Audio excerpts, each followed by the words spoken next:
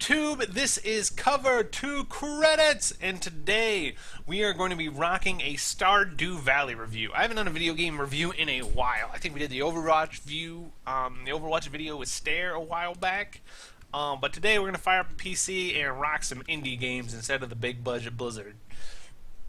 So, this is a game called Stardew Valley. Game came back out in February. I have heard a ton of great things about it. Didn't pick it up.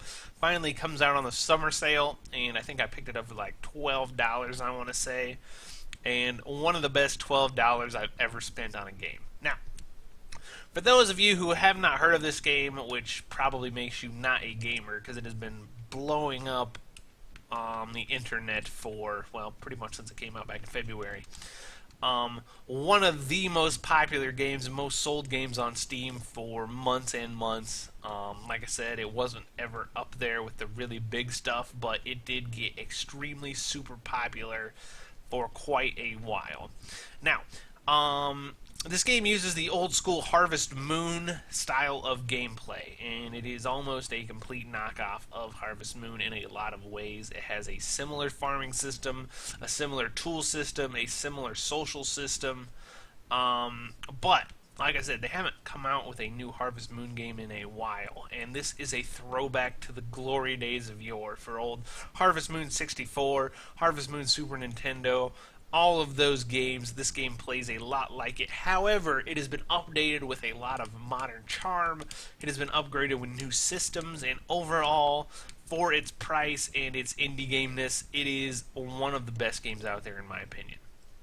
Now, as you can see, the gameplay is at its root quite simple. You want to farm, you need to water it, feed your animals, water your animals, milk your cows, do all that kind of stuff. As you can see, I've been playing this game for a while, dumped a ton of hours into it, so I have a ton of stuff that I have to water and manage. However, for most people, that's not going to be a thing. You start out very, very, very simply with a tiny field of the most basic crop, and you've got to work from there, and then upgrade your systems, upgrade your tools, do various quests, upgrade pretty much everything. It's, you know, like I said, if you played Harvest Moon before, you know what you're in for. If you haven't, it is an experience that you need to check out as a gamer. Like I said, Harvest Moon was one of the classics, and this game definitely does it justice and then some. This is a iteration of one of the best gaming franchises ever, in my opinion. Now, basically, the game plays it's divided into days, obviously. You wake up in the morning, you have chores to do, you've got stuff to manage that all runs off a daily clock.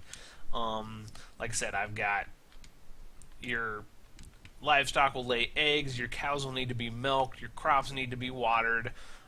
There are various tools to automate those sorts of things, but most of the grunt work's going to have to be done by yourself. So I'm in here, I'm petting all my cows to up their friendship so they give better milk. And then I got to pick up hay, I got to put it in here. Eventually you can get a conveyor system, but it's super expensive, I haven't got one yet. Take a bucket, milk your cows. Actually, that's a goat, so I'm going to milk this goat for goat milk, which is worth more than cow milk. Milk the cows, and all of that sort of stuff. Now, like I said, very simple premise, very simple farming game. You farm to make money, to be able to farm more, to make more money, and so on. However, there's also a social system. You can go into the village. Your villagers will give you quests. They'll want certain farm items. They'll want certain stuff that you forage out in the world. They'll want fish, they'll want crops, they'll want something, and you give it to them, it'll make them happy. You do various quests for them to unlock extra areas of the game world, to unlock various quests to make them fall in love with you and want to have your babies. There's a lot of really cool quests and a lot of really cool hidden Easter eggs. Like I said, at root, you're basically just farming, but as you can see, there is more to it than that. The game has an inventory system, has a skill system, as you can see. You'll upgrade your various levels of the craft, I guess, and unlock specializations. Like I said, there's farming and mining and foraging and fishing, and there's a combat system. There's like mines you can go down to hunt monsters and get sweet loot. The mining system is or not the mining system, but the combat system, I think, needs some work in this game. It's one of the few areas I think this game could have done a lot more and just didn't, without making it super complicated, especially in regards to finding gear and stuff like that.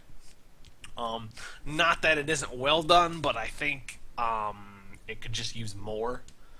Because, like I said, what's in there is good, but I think it could get some significant upgrades without too much trouble. The social system is also a bit lacking. Basically, you just bribe any of the young bachelors or bachelorettes of the village that you want by giving them things they like over and over again until they fall in love with you. And like I said, that's a little silly, since you don't really even have to talk to them. You can just run up to one of them and throw a diamond at them, twice a week until they fall in love with you, which is, like I said, it's a good addition to what is essentially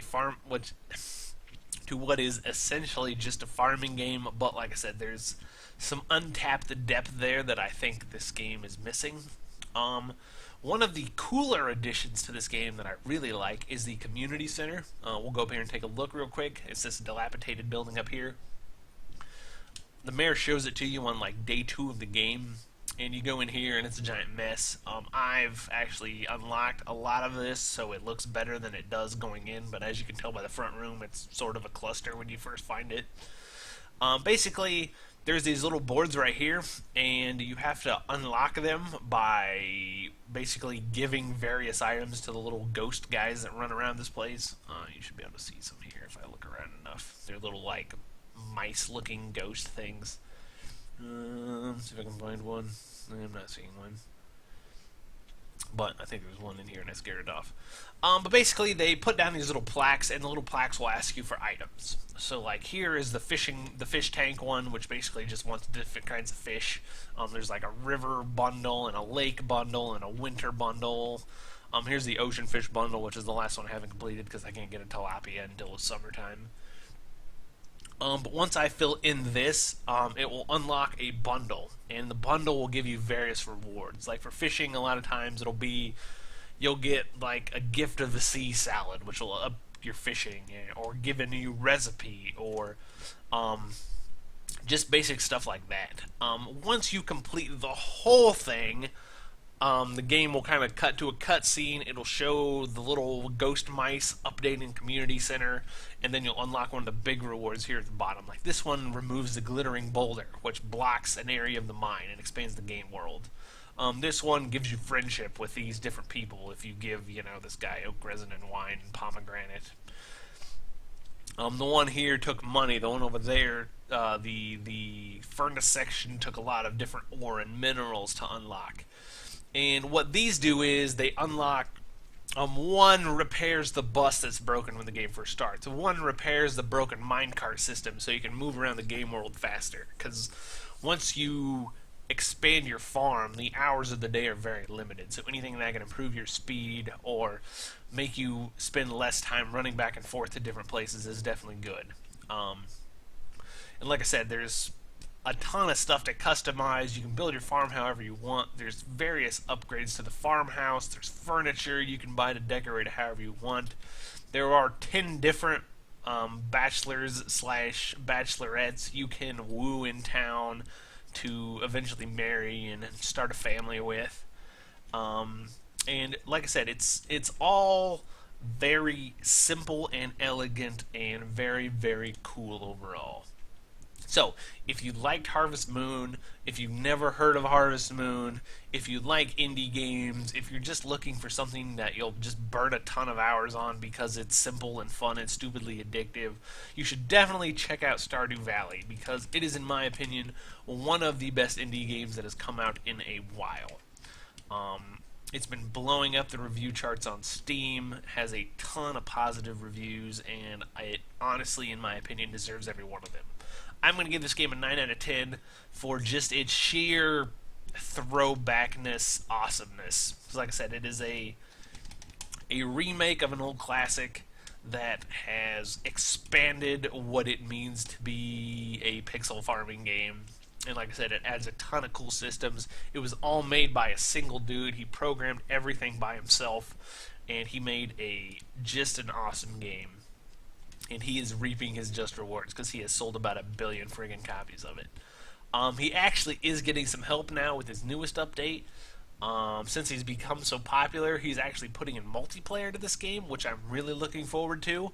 And he's getting some help outside with the netcode, because he wants to focus on making all the content himself. So that's going to wrap it up for my Stardew Valley review. Remember, this game is on Steam, has been since February. If you haven't heard of it, give it a check out. It might not be your thing, but like I said, this game has been really popular, and it's been doing it for a lot of people. And like I said, it's one of those games that you will find yourself playing and look up, and it's 5 o'clock in the morning, and you have to be at work at 3 hours and haven't slept at all. So that's it for me. I am out, and as always, thanks for staying until after the credits.